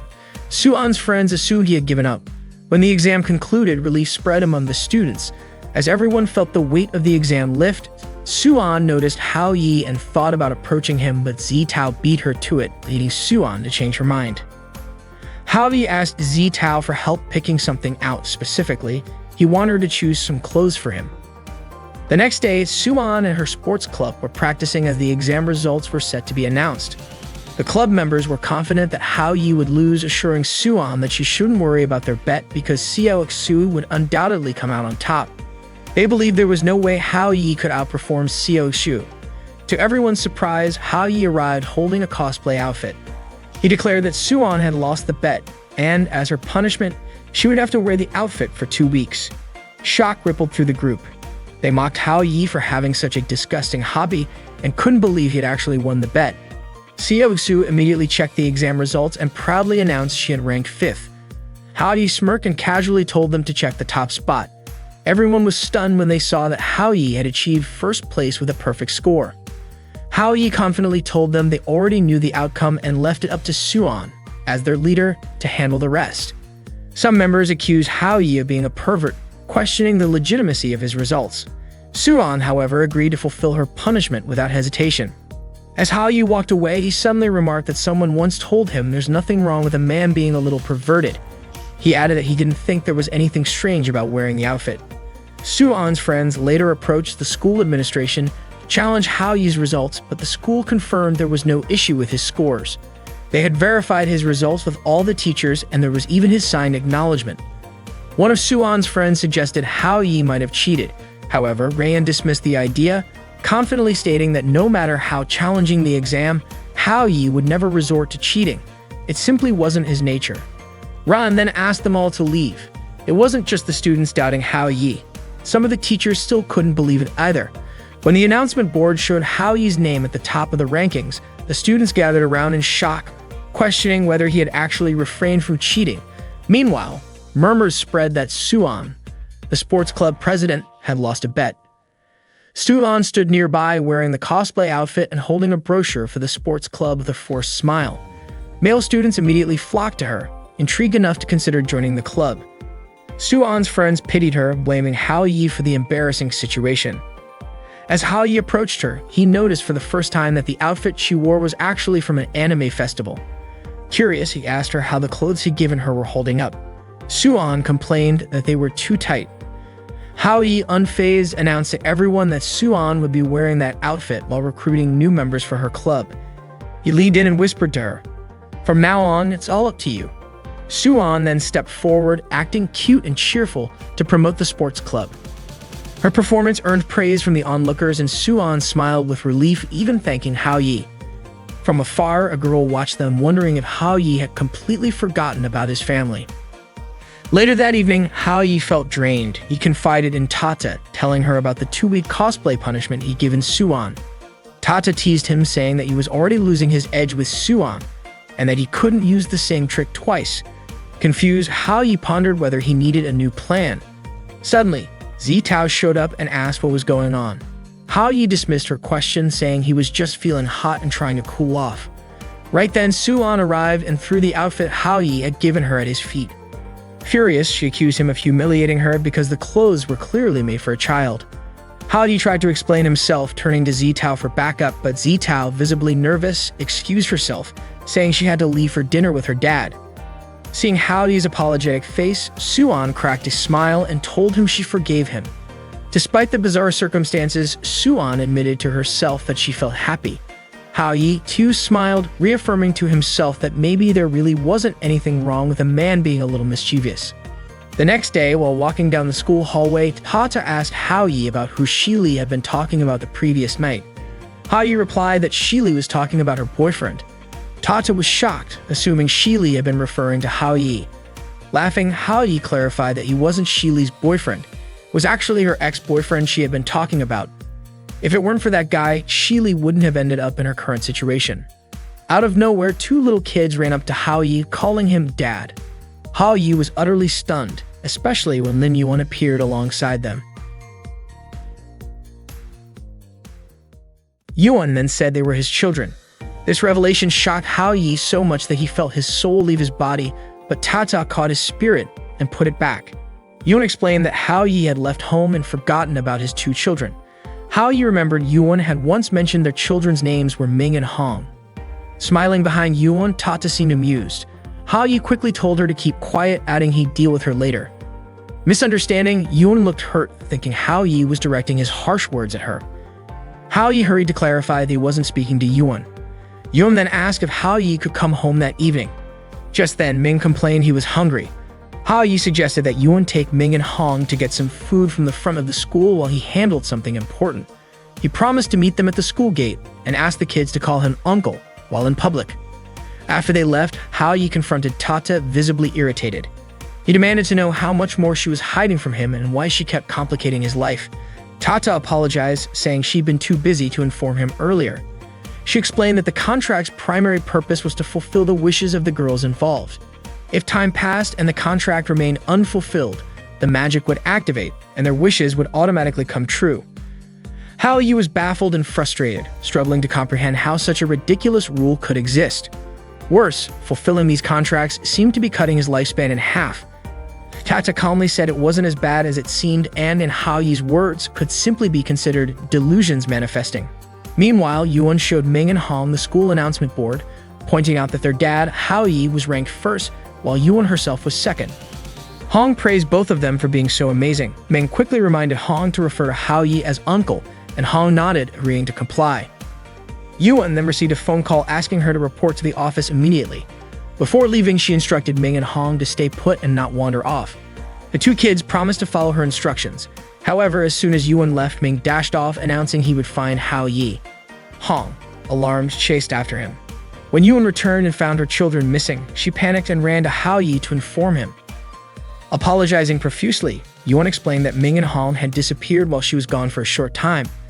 Hao Yi reassured her, promising to search for them around the schoolyard. He asked Yuan to wait by the school gate, as the children might have returned there. Hao Yi assured her nothing bad would happen. Elsewhere, Zitao was strolling through the school grounds when she noticed Hong crying. She stopped and gently asked Hong why she was upset. Hong explained that she couldn't find her uncle. Zitao immediately offered to help her search, which made Hong light up with gratitude. Meanwhile, Ming had finished a canned drink and wandered into the school's chemistry lab. Imagining himself as a superhero, he accused the people inside of being villains who had kidnapped his dad. The lab workers, confused, told him to leave. But in Ming's mind, this was a battle against evil. He hurled marbles at them, one of which hit a chemical flask, causing a reaction. To Ming, this was a triumphant explosion signifying his victory. Afterward, Ming slid down the staircase railing, gleeful about his imaginary success. At the same time, Hao Yi was searching frantically for Ming. The school's operator spotted Ming on the CCTV and was shocked to see a child wandering around campus. They broadcasted an announcement about the child's presence, catching Hao Yi's attention. Two students walking nearby were discussing the announcement, and Hao Yi asked if they'd seen where the child had gone. They pointed him in a direction, and Hao Yi hurried off to search. Ironically, Ming passed right behind him while he was looking elsewhere. When Hao Yi heard the sound of a door closing, he quickly turned to look and realized it was the girls' locker room. Hesitating, he peeked inside, spotting Ming hiding under a table in the middle of the room where several girls were changing. Hao Yi wanted to go in and get Ming out, but he feared being attacked again for looking like a pervert. He even considered leaving Ming there, trusting that a little kid like him wouldn't do anything wrong. Suddenly, a hand tapped Hao Yi on the shoulder, startling him. It was Tang Xuan, who immediately demanded to know what he was doing sneaking around. Without waiting for an explanation, she punched him. Meanwhile, Zitao offered Hong a drink and learned that the uncle Hong was searching for was Hao Yi. This revelation delighted Zitao because it gave her another reason to approach him. She invited Hong to continue searching together, but their attention was caught by a group of students gossiping about Hao Yi causing trouble in the gym. Worried, Zitao decided they needed to check it out. Back in the locker room, Hao Yi had been caught peeking and was now surrounded by angry girls. He tried to explain, saying the situation wasn't what they thought, but Suan interrupted him, demanding an apology. If Hao Yi apologized to the girls, Suan said she would let him go. Hao Yi begged them to hear his explanation, but the crowd wasn't interested. Just then, Ming appeared, declaring he would rescue Hao Yi. He ran into the room and pulled on Suan's clothes, startling her and causing her to hastily cover herself. One of the students pointed out that Ming was the child who had caused all the commotion. Hao Yi pleaded with the girls not to blame Ming and insisted they hold him accountable instead. Zitao and Hong arrived at the scene, and Hong immediately ran to Ming. A friend of Suan accused Hao Yi of being a voyeur and threatened to attack him. Hao Yi, forgetting his own predicament, tried to act like a hero for Ming. Suan told her friends to teach Hao Yi a lesson. While all of this unfolded, Yuan waited at the school gate until the dismissal bell rang. Hao Yi eventually showed up with Ming and Hong and Tao. Yuan immediately hugged the children, relieved they were safe. Hao Yi reassured her that there was nothing to worry about. They were fine. Out of nowhere, Tata appeared, calling Hao Yi an exhausted parent and offering to give him a special reward by lightly pounding on his back. Hao Yi suggested it would feel better if she massaged his shoulders instead. Hearing this, Yuan stood up and began massaging Hao Yi's shoulders, but Hao Yi quickly told her he wasn't asking her to do it. Hao Yi then told Yuan there was something important she needed to understand. He asked her to take a good look at Ming and Hong, who appeared to be around 7 or 8 years old. Yuan nodded. Hao Yi pointed out that neither of them was even 20 years old yet. He asked Yuan to think about the math. 20 minus 8 equals 12. It was impossible for him to have fathered those kids at 12 years old. But Yuan remained convinced that Ming and Hong were their children. Hao Yi couldn't understand how she could believe such a thing. Tata chimed in, explaining that it was the power of magic. Hao Yi demanded Tata undo the magic immediately, but she warned him that if she did, Yuan would lose her sense of self. Everyone interacting with Yuan had already fallen under the magic's influence, including possibly her family. Yuan, unaware of Tata's presence, asked who Hao Yi was talking to. Hao Yi brushed it off, offering to take her home. Yuan hesitated, but eventually admitted she didn't mind him coming back, though she didn't know how to react after he'd been gone for so long. Still, she thought it would be a good idea for him to come home. The group walked together to Yuan's house. At the door, Yuan knocked while Hao Yi nervously wondered if her family had been affected by the magic or not. When the door opened, a knife flew past, narrowly missing Hao Yi. Yuan, unfazed, asked her mother what she was cooking because it smelled delicious. Her mother, glaring sharply at Hao Yi, coldly said, "So you finally decided to come home." That evening, Hao Yi returned to Yuan's house, where he was greeted by a knife thrown by Yuan's mother. She angrily called him a scoundrel. The magic's influence had altered her memories. Hao Yi tried to address her as auntie, but Yuan's mother quickly corrected him, demanding he call her mother. She scolded Hao Yi for being away from home for several days, questioning if he'd forgotten how to properly address her, and insisted he say it again. Yuan's mother continued to berate Hao Yi, while Yuan tried to shield Ming and Hong's eyes from witnessing the scene. Yuan asked her mother to stop because Ming and Hong needed to finish their homework after dinner. Reluctantly, her mother backed down, told Hao Yi to come inside, and invited him to dinner. Hao Yi thanked her, almost addressing her as auntie again, but quickly corrected himself, calling her mother. It was Hao Yi's first time seeing Yuan's modest home. Yuan prepared dinner and warmly welcomed Hao Yi back. Meanwhile, in her room, Zitao was debating how to approach Hao Yi. She wanted to invite him on a date next Sunday, but couldn't muster the courage to ask him directly. She considered calling him, but worried it might disturb him, especially if he was already asleep. She also feared rejection if she brought it up. Zitao felt utterly confused about what to do. Back at Yuan's house, Hao Yi suddenly sneezed, a sign someone might be thinking about him. Yuan asked if he had caught a cold. Hong innocently suggested that Hao Yi would feel better if Yuan kissed him. Embarrassed, Yuan told the kids not to say such things and instructed them to finish their chores. While cleaning, Yuan and Hao Yi's hands accidentally touched, making them both feel awkward. Yuan's mother noticed the subtle interaction and announced that she was heading to her aerobics class at the plaza and would be back late. Ming asked Hao Yi for help with his homework, explaining that he had been trying to solve the problems every night. Yuan told the kids to go to bed soon and not to bother Hao Yi, but the children were eager to play with him since it was Saturday the next day. Unexpectedly, Yuan began changing her clothes in front of Hao Yi. Flustered, Hao Yi quickly urged the kids to follow Yuan's instructions and head to bed. He then left the room to watch TV. On the news, a segment aired about a young unmarried couple in their 20s who had eaten forbidden fruit. Hao Yi was puzzled by the relevance of such a story. Yuan, now dressed in a revealing outfit, approached Hao Yi and suggested he rest since she doubted her mother would return that night. Hao Yi was startled and wondered if Yuan was implying he should share a bed with her. The thought overwhelmed him. Yuan apologized for the house being too warm and began fanning Hao Yi. Her kindness and gentle nature struck him, and for a brief moment, Hao Yi thought he'd be lucky if Yuan were his wife, but he quickly shook the thought from his head. Noticing Hao Yi suddenly banging his head, Yuan asked if he was uncomfortable staying at her house. As she moved closer, Hao Yi's heart raced. Just then, his phone rang, breaking the tension. Hao Yi told Yuan he needed to take the call. It was Zitao. She apologized for calling so late, asking if she was disturbing him. Hao Yi reassured her she wasn't and asked why she was calling. Zitao shyly asked if Hao Yi was free on Sunday and invited him to Heizu Amusement Park. Hao Yi agreed to the plan.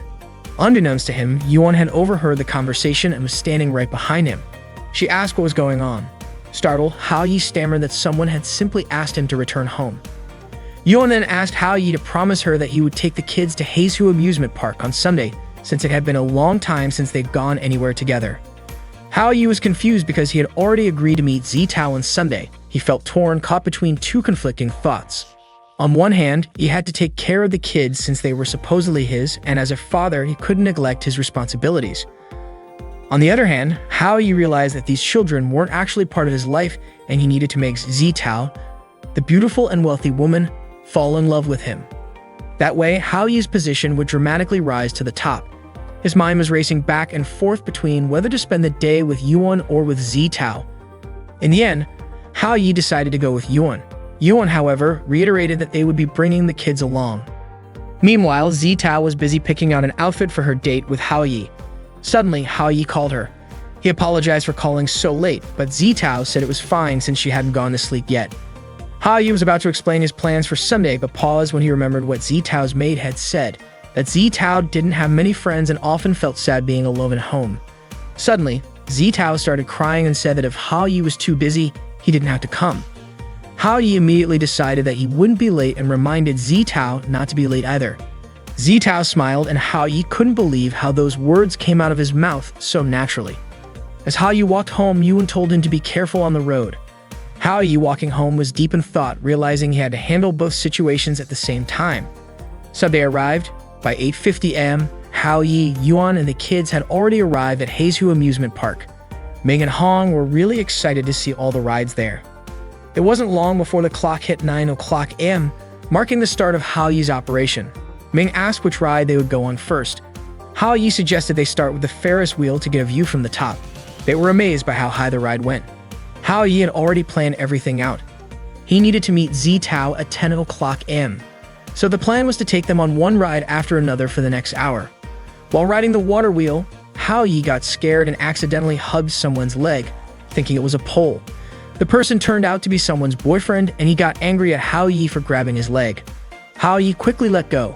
Yuan was upset and asked what Hao Yi had done in front of the kids. She immediately scolded him. When they got off the water wheel, it was 9:27 a.m., meaning Hao Yi didn't have much time left. Yuan asked if he was okay. Hao Yi reassured her that he was fine and suggested they continue with the next rides. They went on various attractions, spinning teacups, swings, roller coasters, and other extreme rides, until 9:53 a.m. After all those rides, Hao Yi felt really nauseous. Yuan asked if he was alright, but Hao Yi couldn't answer. He just covered his mouth and rushed to throw up. Suddenly, food started raining down on Hao Yi. Tata appeared and commented, saying life was short, so why was Hao Yi suffering like this? She said all the food was for him. Hao Yi, irritated, told Tata not to mess with him. Then, a watermelon fell on his head. Tata explained that she came to offer advice, but Hao Yi hadn't even thanked her. Hao Yi replied that he didn't have time to talk to her since he only had 10 minutes left and needed to meet Zitao. Tata asked if Hao Yi was sure about his plan and if he needed help. Hao Yi responded by saying Tata shouldn't underestimate people, and from then on, he just wanted to follow his lead. Hao Yi's plan was simple. At 9:53 a.m., he would sneak out of the souvenir shop. At 9:55 a.m., he would jump the fence from the alley to the plaza. At 9:57 a.m., he would pass through the carousel area. At 9:58 a.m., he would quickly pass the vendors. At 9:59 a.m., Hao Yi would still have 1 minute to meet Zitao. Hao Yi hopes Zitao would be like most girls and show up a little late for a date. That would give him just enough time to fix his hair. Finally, at 10 o'clock a.m., Hao Yi met Zitao. It was exactly 9:59 a.m. and Hao Yi still had 1 minute left before meeting Zitao. He thought Zitao would probably be like most girls and show up a little late for their date. Finally, Hao Yi arrived on time to meet her. Apologizing for making Zitao wait, he was surprised when she said it was her fault for arriving too early. For Zitao, the date that day was incredibly special because there was something important she wanted to share. Hao Yi began to wonder if that important thing might be a confession. Zitao, on the other hand, felt unsure of what to do. She thought about confessing her feelings to Hao Yi but felt too nervous to go through with it. Just as Zitao was debating with herself about whether or not to confess, someone suddenly approached them. The person mentioned that the amusement park was holding a photography event and asked if they were interested in having their picture taken. They advised Hao Yi and Zitao not to look too stiff, since it wasn't supposed to be like an ID photo. The photographer even asked them to stand closer together, saying couples should look intimate. As Hao Yi and Zitao moved closer, the photographer insisted they get even closer, adding, "Aren't couples supposed to look affectionate?"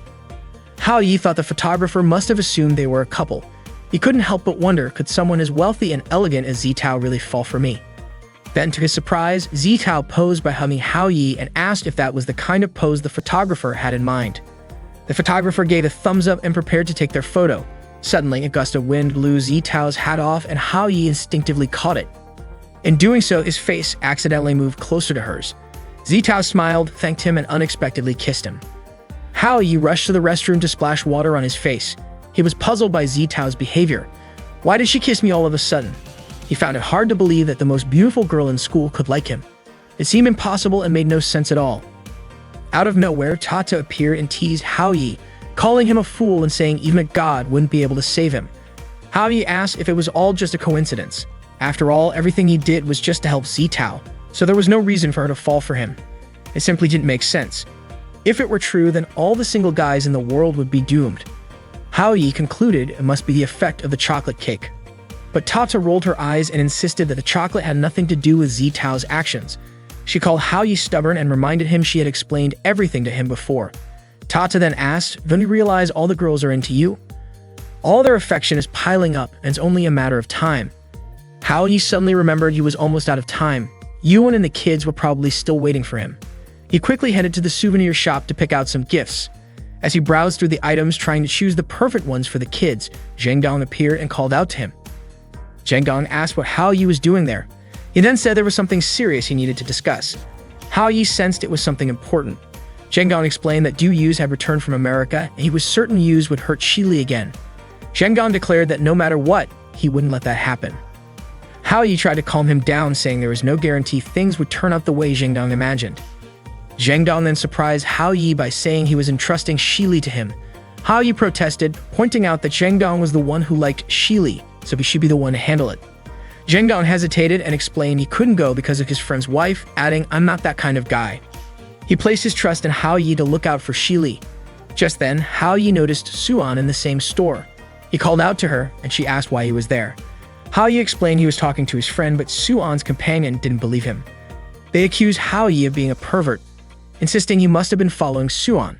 Hao Yi denied it, trying to convince them it wasn't what they thought. Suddenly, Zitao called him. At that moment, Hao Yi found himself dealing with 3 women at once: Zitao, Suan, and Yuan.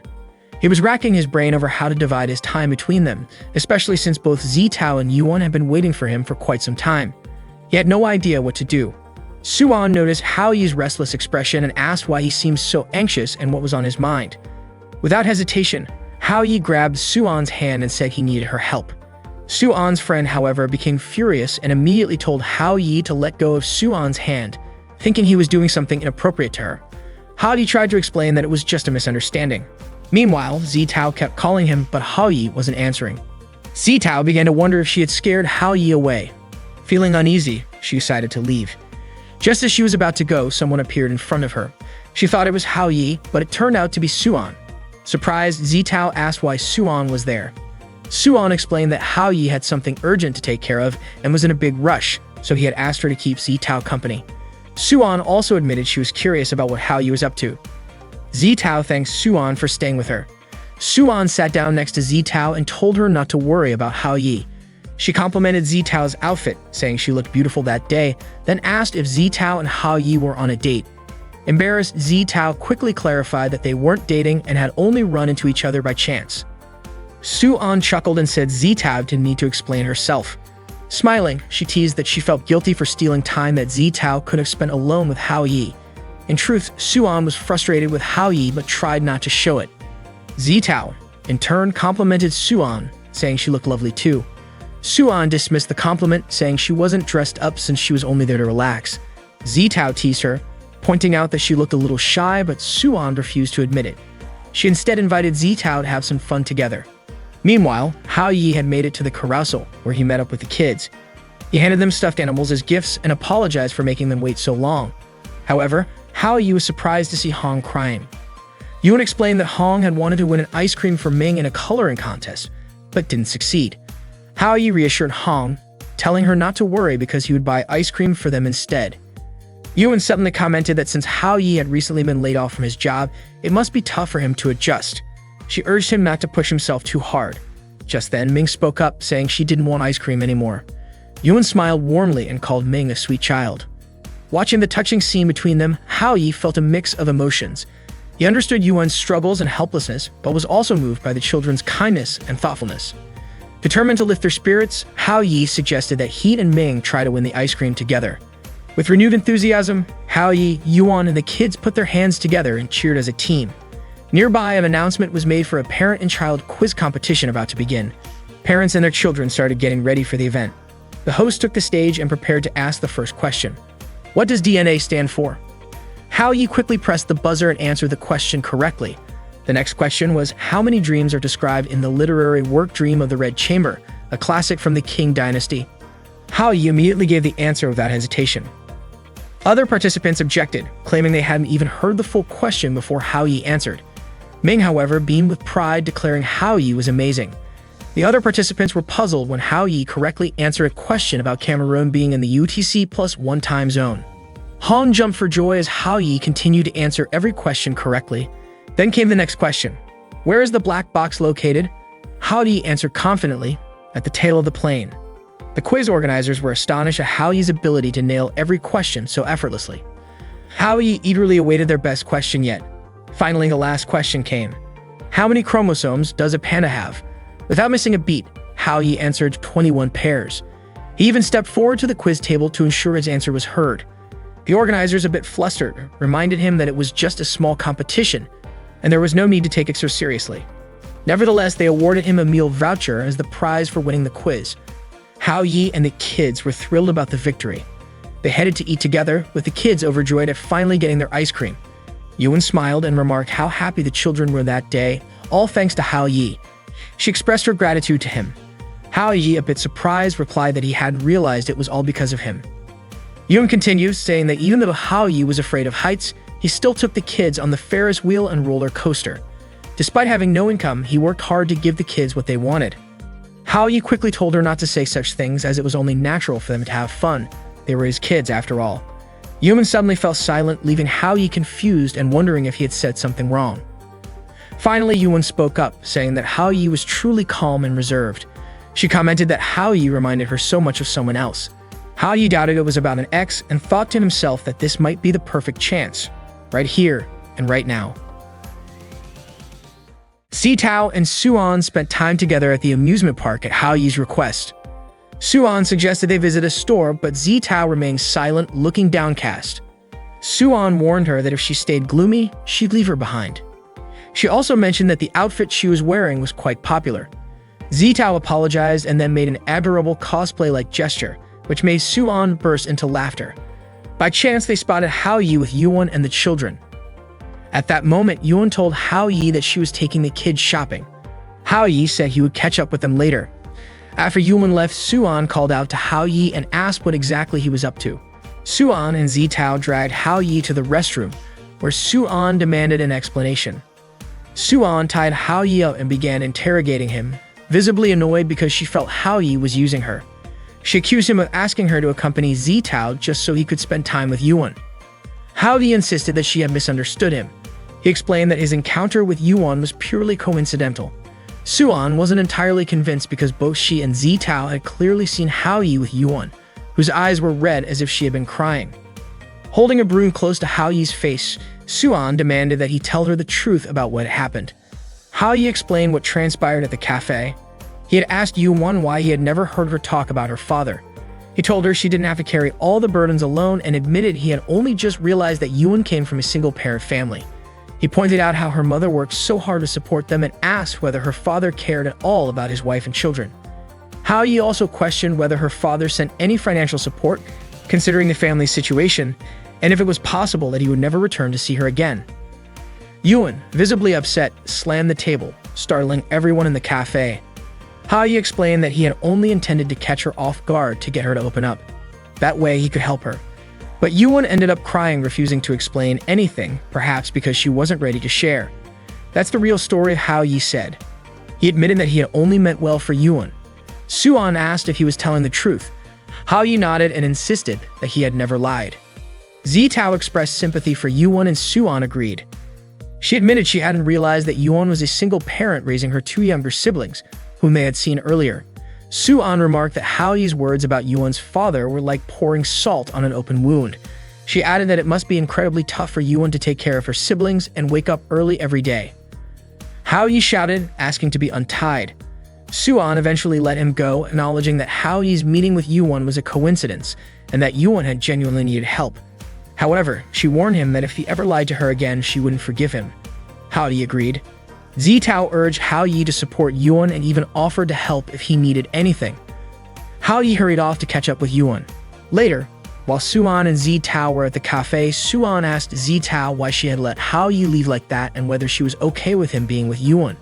Zitao replied that Yuan was in a tough spot and that Hao Yi was determined to help her, so there was no point in holding him back. Suan was moved and remarked how incredible it was, especially since Hao Yi and Zitao had been on a date. Zitao quickly denied it, saying they hadn't been on a date and that meeting Hao Yi had been purely coincidental. Her flustered response made Suan laugh. Suan told Zitao there was no need to explain anything to her. Meanwhile, Hao Yi, Yuan, and the kids were at an aquarium watching fish.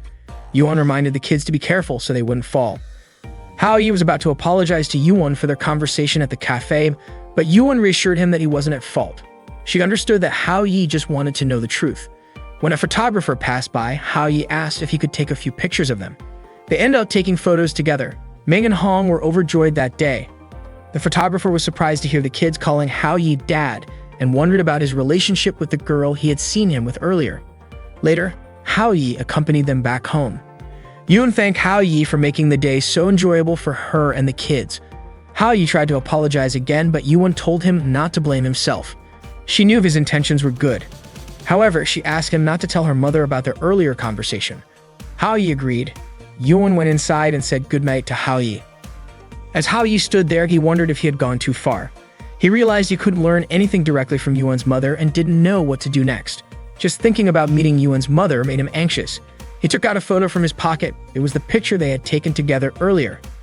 Hao Yi recalled what Tata had once said, that memories created by illusions often had some connection to reality, and that the truth was often hidden within those false memories. Hao Yi figured he would need to start by learning more about the people close to Yuan. The next day, Hao Yi went to the grade school Yuan used to attend. He wanted to investigate there. As he was about to step inside, the school's security guard stopped him. The guard said that not just anyone could enter the school and asked where Hao Yi was from.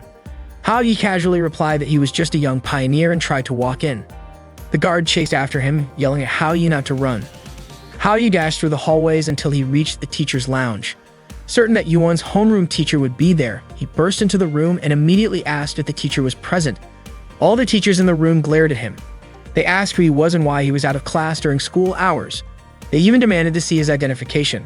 The school security officer arrived just in time and grabbed Hao Yi, who had caused quite a commotion. Hao Yi tried to explain that they had misunderstood him and that he was only looking for Yuan's homeroom teacher. They didn't believe him and accused him of lying, thinking he was just trying to cause trouble. The security guard finally caught up to Hao Yi, but Hao Yi managed to escape again. While running, he accidentally bumped into a female teacher. In his panic, Hao Yi reflexively grabbed her chest, making her scream and punch him. Hao Yi immediately apologized and explained that he was just looking for Yuan's homeroom teacher. It turned out that the teacher Hao Yi bumped into did know Yuan. They ended up talking in the back garden of the school. The teacher shared that she had been teaching at the school for 10 years. She remembered Yuan as a bright and active student and recalled how, rain or shine, Yuan's father used to pick her up after school. She recounted a particular day when Yuan's father said goodbye to her before leaving. Yuan cried as she chased after him and even fell down in the process. Yuan's parents had divorced and her father never returned after that. Ever since, Yuan had waited for him but grew increasingly sad as time passed. Hao Yi asked if the teacher could help him find Yuan's father's address. He even begged her to assist him. That evening, Hao Yi met up with Tata. Tata teased him, but Hao Yi's expression was unusually serious. It was clear that Yuan's situation was still weighing on his mind. Tata found it strange. She pointed out that while Hao Yi wanted to uncover the truth about Yuan, he didn't want to hurt her. Yet he couldn't approach Yuan's mother, which meant daydreaming about the situation wouldn't accomplish anything. Finally, Hao Yi decided to resort to a last-ditch effort. That night, he went to the police station. Turning off the lights, he slipped into a room and quietly opened the door. A police officer, noticing the door moving on its own, got up to investigate. The officer felt a presence nearby and started looking around. Hao Yi got arrested by the police and was interrogated at the station. They asked him about his identity. Hao Yi was treated like a criminal, and the officers warned him it wouldn't be easy to get out of jail. His terrified face made the officers laugh, and one of them even hugged him, revealing that it was actually Yan, Hao Yi's friend. Hao Yi told Yan he needed help finding someone. Yan gave him some information about Yuan but warned Hao Yi to just look at it and not share it, as it was confidential. Yan teased Hao Yi, asking if he had a thing for Yuan. Hao Yi denied it, explaining that he only wanted to know about Yuan's father. However, when Yan checked, there was no record of him. Yan suggested that Yuan's father might have moved to another country, which would make it much harder to track him down. Still, Hao Yi insisted he would keep searching. Yan promised to keep looking and let Hao Yi know if he found anything. As Hao Yi was leaving, Tata suddenly appeared. She joked that not many people could walk into a police station like that. She asked if Hao Yi was the son of a mafia boss or just some delinquent, mentioning how he once got beaten up by a mob. She even sarcastically asked if the food in jail was any good. Hao Yi, annoyed, scolded her, accusing her of just messing with him. He was fed up with her antics. When Hao Yi got home, he announced he was hungry, but his parents stayed silent. Sensing something was off, Hao Yi asked if a burglar had broken in. His father told him that a real man stays calm in every situation. Hao Yi joked, asking if his dad had lost all their money in the stock market. but his father said it was worse than that. He then told Hao Yi to prepare himself because someone was coming over that night. Hao Yi asked if it was a debt collector and suggested they call the police. Just then, Shili walked in, asking why Hao Yi wanted to call the cops. Hao Yi was stunned to see her. Shili said she hadn't seen him in a while and asked if he missed her. Without waiting for an answer, she grabbed Hao Yi and pulled him to his room. Hao Yi begged his parents for help, but instead, his dad grabbed his hand and told him it was time to test his strength. Hao Yi, shocked, thought he was being rescued, but his dad let go and Shili dragged him into the room. In the room, Shili said she couldn't wait any longer. Hao Yi, confused, asked what she was planning. Shili hugged him and said they would play horsey that night. Panicking, Hao Yi screamed for his parents, but they didn't intervene. Desperate, he excused himself to the bathroom and told Shili to go to sleep first. After spending 3 hours in the bathroom, he returned to find Shili sound asleep. Watching her, Hao Yi thought she looked beautiful when she was calm. Suddenly, Shili mumbled his name in her sleep and Hao Yi couldn't help but smile. It reminded him of their grade school days when Shili had given him a lunchbox she made. She said it was meant for the 6th grade class president, but she gave it to Hao Yi out of pity. Right after handing it over, she left. That memory was a sweet one for Hao Yi. With morning approaching, Hao Yi decided it was too late to sleep, so he stayed up. While staring at a photo from an amusement park trip, he began wondering what Yuan was doing. Though he felt tired, he found himself enjoying the moment for some reason. Maybe that's how Yuan felt about being a parent. At 4 a.m., Yan called and told Hao Yi he had found information about Yuan's father, Lin Yujia, and even got 20 phone numbers. Just as Hao Yi was about to leave, Shili hugged him and asked what he was doing making calls in the middle of the night. Hao Yi didn't know when Shili had woken up, but she started trying to take off his pants. The next morning at school, Hao Yi was still groggy since he'd only slept for 2 hours. Suddenly, Shili greeted him and said that last night was so much fun, adding that they should continue on the bed tonight. Everyone in the class stared at them in shock. Without giving Hao Yi a chance to explain, his classmates yelled at him and ganged up to beat him. Yuan overheard the commotion and got upset, thinking Hao Yi was cheating on her again. Poor Hao Yi, just when he thought he could relax for a bit. Later, Hao Yi started calling the phone numbers Yan had given him. The first number was inactive. When he called the second, someone answered but mistook him for an insurance agent. The third number connected, but when Hao Yi asked if it was Yujia, the person on the line said there was no Yujia and started offering names like Andy and Mike. Panicking, Hao Yi quickly hung up. He tried several more numbers, but they were all wrong. Only one number was left. Hao Yi called it, and this time the number was active.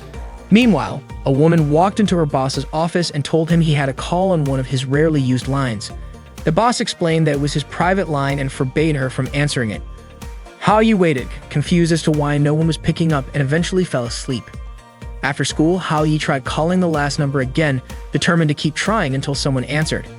At that time, Yujia was at a supermarket and his phone was ringing. People around him pointed it out, prompting Yujia to finally answer. Hao Yi asked if this was really Yujia. Yujia replied by asking who Hao Yi was and how he got his number. Hao Yi confidently said he was Yujia's son-in-law. Shocked, Yujia said that couldn't be true since Yuan wasn't married. Hao Yi laughed and admitted it wasn't true, but added that they already had 2 kids, leaving Yujia even more shocked. Hao Yi then told Yujia that he had been gone for years and that Yuan missed him deeply. He pleaded with Yujia to come back and see his grandchildren. Yujia explained that he was living abroad, but the supermarket then made an announcement about a missing item in the local language. This made Hao Yi suspect that Yujia was still in the country. Hao Yi told him that Yuan just wanted to see her father again and that hiding wouldn't solve anything. He reminded Yujia that it had been 10 years since he left and that Yuan hadn't seen him since. Hao Yi even questioned whether a man should abandon his responsibilities like that. But Yujia revealed something shocking. Yuan wasn't his biological daughter. Hao Yi was stunned and accidentally dropped his phone. He couldn't believe what he had just heard. Suddenly, Tata appeared and asked if Hao Yi still wanted to keep searching after learning the truth. Hao Yi walked to Yuan's house, his mind replaying Yujia's words. The revelation was unexpected, and Hao Yi felt he needed to ask Yuan's mother directly. He just wanted to understand what had happened. When he reached Yuan's house, he overheard her mother yelling at her. Her mother told Yuan to throw away the photo in her wallet, but Yuan refused. Her mother angrily declared that Yuan's father had been dead for a long time. Hao Yi was shocked. Yuan rushed out of the house, with children crying and chasing after her. Yuan's mother then stepped outside and asked Hao Yi what he wanted. Hao Yi explained that he came to talk to her, but she said she wasn't in the mood to talk when she was angry. Hao Yi then asked about Yujia, certain that Yuan's mother knew how much Yuan missed her father. Yuan's mother questioned how Hao Yi knew about Yujia, asking if Yuan had told him. Then she asked Hao Yi to leave her alone and went back inside. Desperate, Hao Yi banged on the door, begging her to tell him the truth. Yuan's mother refused, saying the conversation was over. Hao Yi kept pleading, asking for a reason.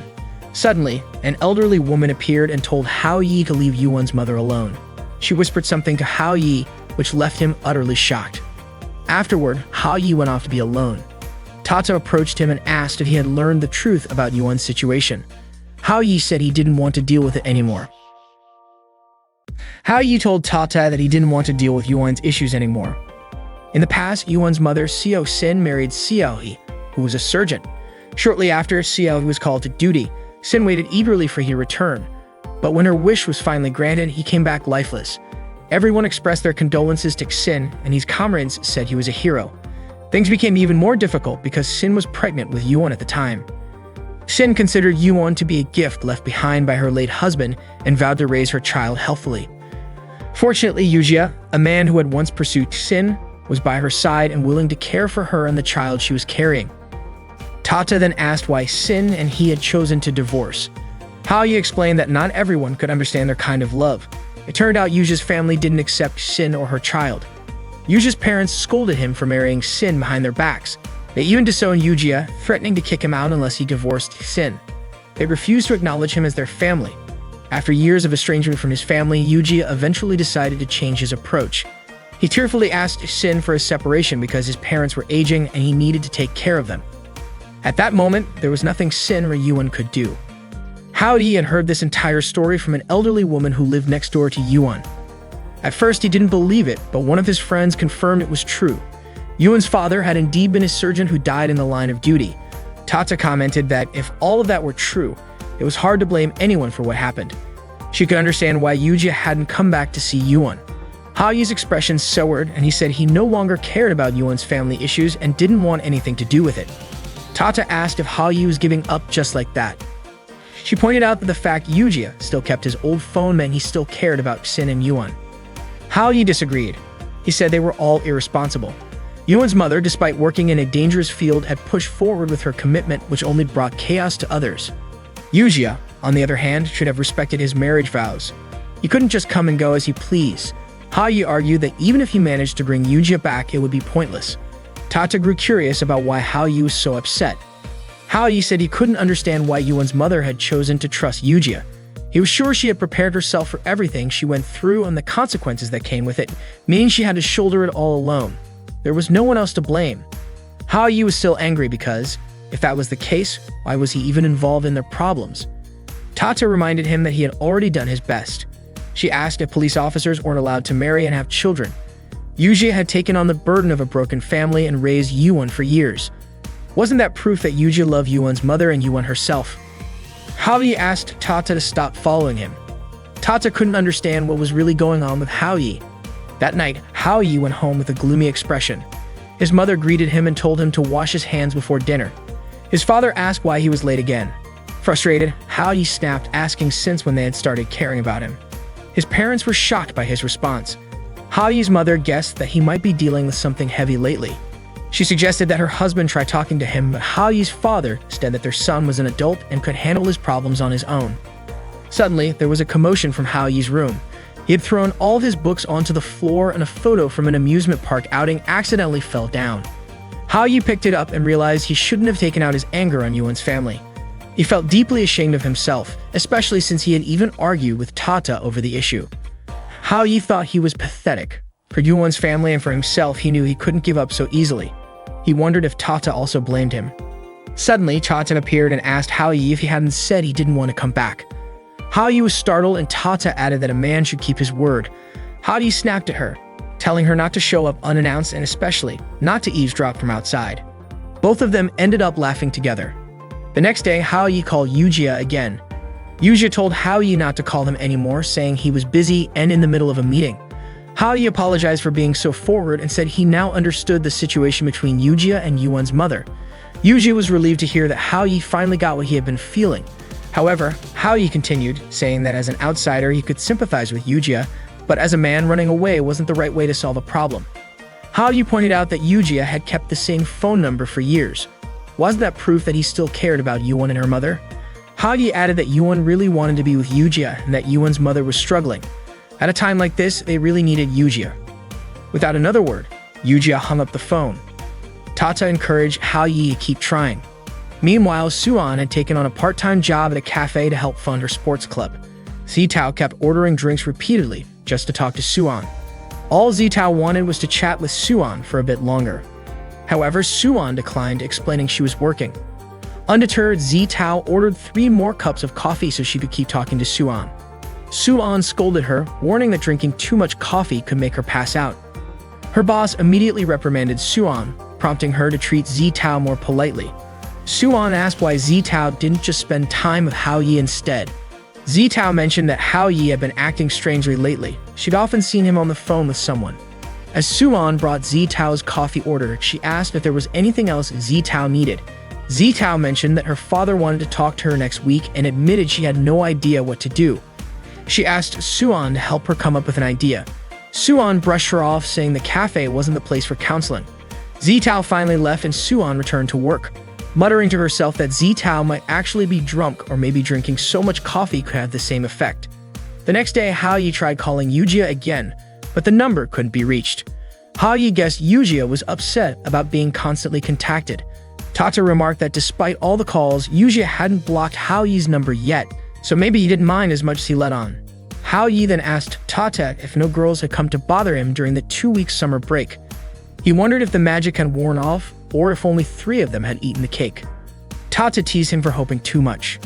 She explained that under normal circumstances, the love magic followed certain boundaries, meaning it only worked within specific areas or moments. Hao-yi mused that if he kept everyone together, no one else could bother him. He got excited, calling it a brilliant idea. However, Tata quickly shot him down, saying she wouldn't let him do that. Hao-yi couldn't go against the system. Hao-yi didn't care, claiming he enjoyed spending time with the kids. He decided to go out and invite Yuan and the children to paint some landscapes. Tata couldn't understand Hao-yi's behavior. He had previously sworn not to care about Yuan anymore, but now he suddenly wanted to spend time with her and the children. That afternoon, Hao-yi and Yuan went to the children's school to pick them up. Hao-yi invited them to go to the park, and the kids were thrilled, imagining all the butterflies and caterpillars they might see there. As they were crossing the street, a reckless car suddenly hit Yuan.